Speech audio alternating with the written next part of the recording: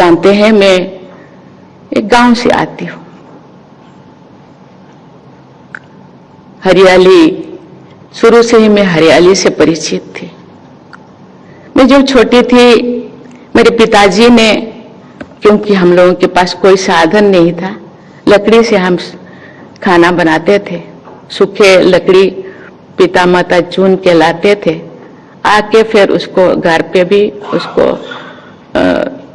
काटते थे, जलाने लायक बनाते थे।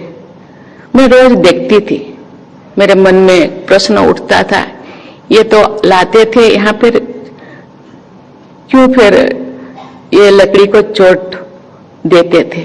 मैं पिताजी को पूछा, ये तो सूखी लकड़ी, इसको अब क्यों फिर चोट देने से पहले पिताजी उसको नमन करते थे। मैंने बोलते सूखी लकड़ी, इसको नमन करने की क्या जरूरत है। उन्होंने बोले, ये अभी बूढ़ा हो गया, सूख गया, लेकिन जिंदगी भर ये हम लोगों को फल दिए हैं, फूल दिए हैं, हवा दिए हैं, पानी दिए हैं। आज भी ये सूखी लकड़ी हम लोगों के काम पे ही लग रहा है। इसीलिए मैं चोट देने से पहले उसको मैं क्षमा याचना करती हूँ, नमन करती हूँ कि मुझे क्षमा कर दीजिए, मेरे पास कोई और दूसरा उपाय नहीं। मैं जब पिताजी के साथ खेत में जाती थी, फावड़ा से खेत को चोट पहुंचाने से पहले पिताजी धरती को नमन करते थे। मैं पूछती थी, धरती को क्यों आप नमन करते हो। उन्होंने बोले कि धरती हम लोगों का माँ है, कितने सहन करता है। आज हम जो भी खेती करते हैं, उगाते हैं, खाते हैं, धरती है, इसीलिए हमें। इसके अलावा धरती के नीचे बहुत सारे कीड़े मकोड़ा रहते हैं, मेरे चोट पहुंचाने से वो भी मर जाएंगे, इसलिए उसके पहले मैं क्षमा याचना करती हूँ। कभी कभी मैं अभी जाती हूँ रोड पे, तो कभी मैं देखती हूँ कि बहुत सारे छोटे छोटे पहाड़ अभी गायब हो गया है, नहीं है। मैं लोगों से पूछती हूँ कि ये पहाड़ कहाँ गया। नहीं, ये बहुत सारे तोड़ा गया है, बहुत सारे काम में लगा गया है। बहुत लोग मुझे पूछते हैं, मैडम हम मॉडर्न युग में जीते हैं, विज्ञान युग में जीते हैं, हम कहाँ से कहाँ पहुंच गए हैं। जिस चीज को हम बनाए नहीं, जिस चीज को बना नहीं पाते, उसको तोड़ते क्यों। पत्थर को आप बना सकते हैं। उस दिन में मेरे मन में जो वो लोग क्वेश्चन किए थे, मैं आंसर नहीं दे पाई। मुझे लगता है आज इस तरह के कॉन्फ्रेंस में उस तरह के आंसर को हम ढूंढे, क्योंकि जिस चीज को हम बना नहीं सकते, हम दूसरे कोई ऐसी चीजें ढूंढे कि जो जब हम लोगों का आवश्यकता चीजें है उसको हम भरपाई कर सके, विकास भी हो और विनाश को भी रोका जाए।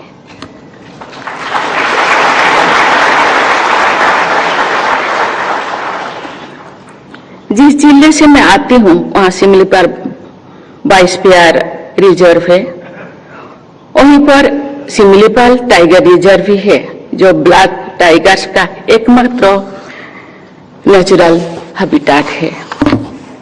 बायोडायवर्सिटी से मेरे सहज लगाव को अभिव्यक्ति करने का एक विशेष अवसर मुझे तो मिला था, जो वर्ष 2002 में मुझे ओडिशा की राज्य सरकार में department of fisheries and animal resource development का मंत्रालय मिला।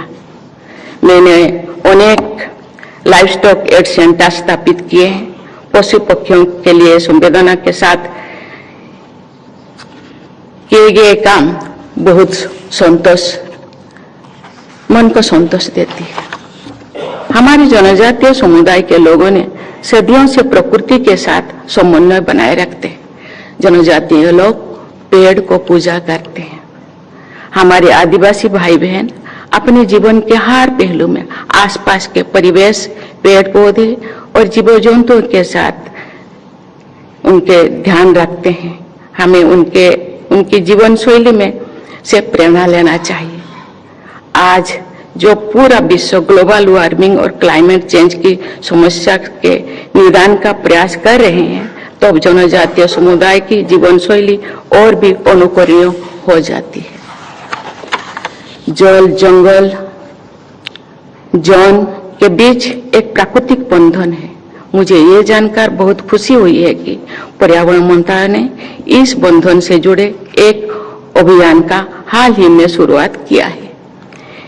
इस अभियान का उद्देश्य जंगली, नदियां और जंगल स्रोतों के इकोलॉजिकल कनेक्शन को फिर से जीवंत बनाना है। मुझे बताया गया है कि इस सम्मेलन में भी जल और जंगल से जुड़े विशेष सत्र आयोजन किए जाएंगे। एनजीटी हमारे एनवायरमेंट एडजुडिकेटरी सिस्टम का अत्यंत महत्वपूर्ण अंग है। हमारे एनवायरमेंट मैनेजमेंट इकोसिस्टम से जुड़े सभी संस्थानों को तथा सभी देशवासियों को पर्यावरण संरक्षण और संवर्धन के लिए निरंतर प्रयासरत रहना चाहिए। मुझे ये जानकर प्रसन्नता हुई है कि केंद्रीय पर्यावरण मंत्रालय द्वारा ग्रीन क्रेडिट प्रोग्राम और इको मार्क जैसे कदम बढ़ाए जा रहे हैं, ताकि लोगों को लाइफस्टाइल फॉर एनवायरनमेंट के अभियान से भली भांति जोड़ सके। जमीनी स्तर पर किसानों को सहायता देने के लिए मेघदूत और मौसम जैसे मोबाइल ऐप की सुविधा दी गई है, जिनसे वे मौसम संबंधी जानकारी प्राप्त करके खेती से जुड़े निर्णय ले सके। विगत अक्टूबर महीने में केंद्र सरकार ने देश की सभी ग्राम पंचायतों द्वारा उपयोग किए गए ग्राम पंचायत लेवल वेदर फोरकास्टिंग की व्यवस्था लागू की गई है। ऐसा व्यवस्थाएं पर्यावरण विशेषज्ञों की भाषा में एडॉप्टेशन मेजर्स के अंतर्गत आती है।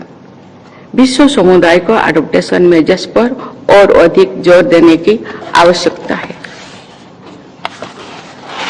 हमारे देश को और समस्त विश्व समुदाय को ऐसे रास्ते पर चलना है जो पर्यावरण के अनुकूल हो, तो भी मानवता की वास्तविक प्रगति होगी। भारत ने अपने ग्रीन इनिशिएटिव द्वारा विश्व समुदाय के सम्मुख अनेक अनुकरणीय उदाहरण प्रस्तुत किए हैं। मुझे विश्वास है कि सभी स्टेक होल्डर्स तथा देशवासियों की भागीदारी के बल पर हम विश्व स्तर पर ग्रीन लीडरशिप की भूमिका निभाएंगे। हम सबको वर्ष 2047 तक भारत को एक ऐसा विकसित राष्ट्र बनाना है जहां की हवा, पानी, हरियाली और खुशहाली पूरी विश्व समुदाय को आकर्षित करे। इस कामना के साथ मैं अपनी वाणी को विराम देती हूं। धन्यवाद।